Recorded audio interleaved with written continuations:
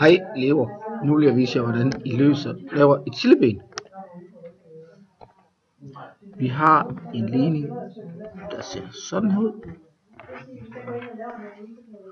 Og så skal vi lave et silleben. Først så skal vi tegne et silleben.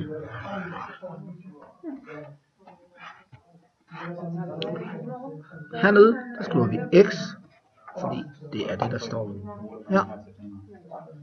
Hernede skriver vi x plus 3, fordi det er det, der står her. Heroppe, der skriver vi 0, 1, 2, 3. Nu skal vi til at regne.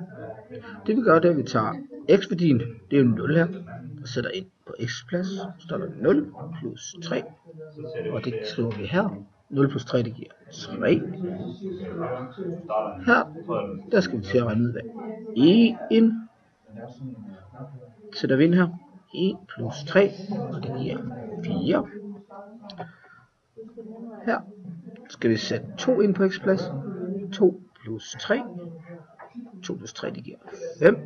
Det skriver vi her. Og nu kan de hurtigt måske regne ud, at der står 3, 4, 5, og så bliver det næste tal 6. Vi tjekker lige, om det passer. Vi sætter 3 ind på x plads. 3 plus 3, det giver 6. Og sådan laver vi silleben.